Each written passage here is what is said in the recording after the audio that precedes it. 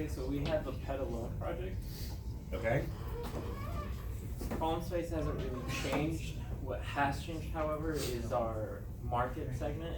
We have narrowed it down to something a lot more specific, thanks to the interviews we've done and to the changes we've done to how we approach the interviews and where we've gone. So for example, the first time around, it was pretty broad. We had, as you guys can see. So thanks to the interviews and how we changed, for example, we dropped the Google form thing.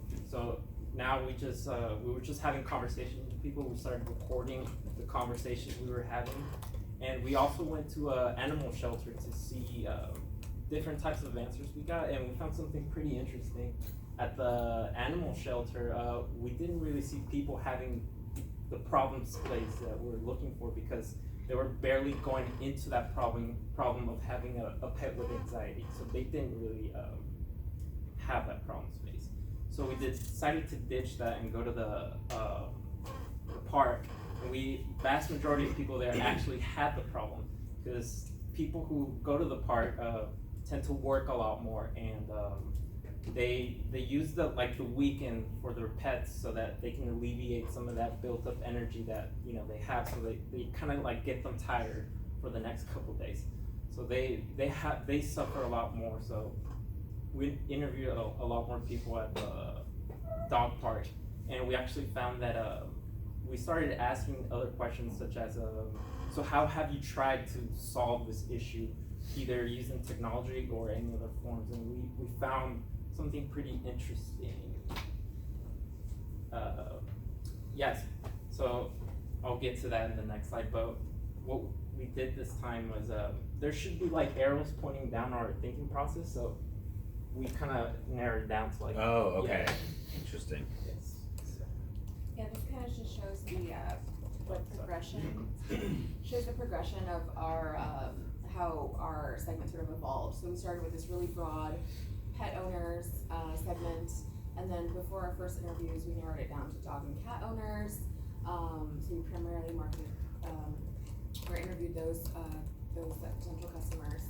And then from those conversations, we actually found out that although many of the people we talked to were both dog and cat owners, that the owners of the cats weren't actually that concerned about leaving their cats home alone for long periods of time. Because they're more or less maintenance. Right. They would say things like, "Oh, well, the cat's fine, but the dog." So then that's sort of why we eliminated the cat as part of our segment. And then from there, we noticed that a lot of the dog owners that experienced separation anxiety with their dog, the dogs were from rescue shelters.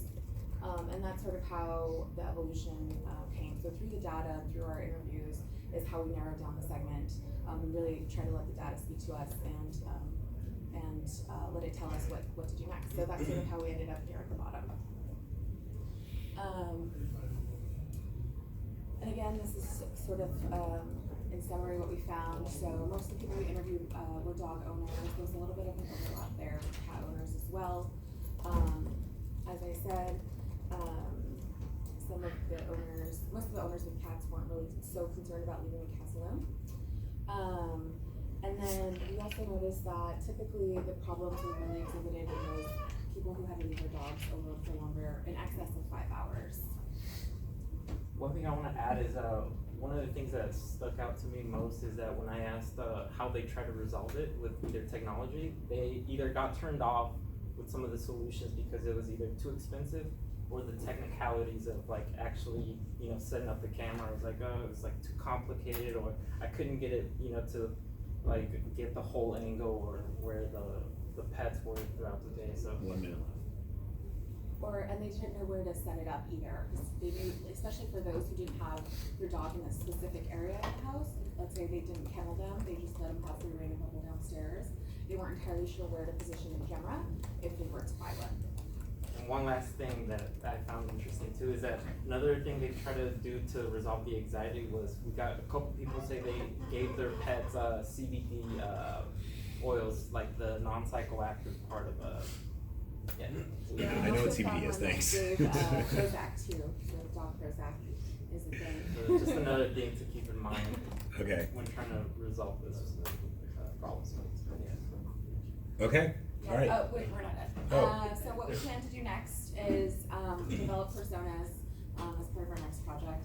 And then we also want to talk and consult with a veterinarian and perhaps an animal behaviorist to kind of research methods and approaches that they use for alleviating separation anxiety in dogs, seeing how we can maybe get their stamp of approval or get some ideas and see how we can incorporate that into our solution.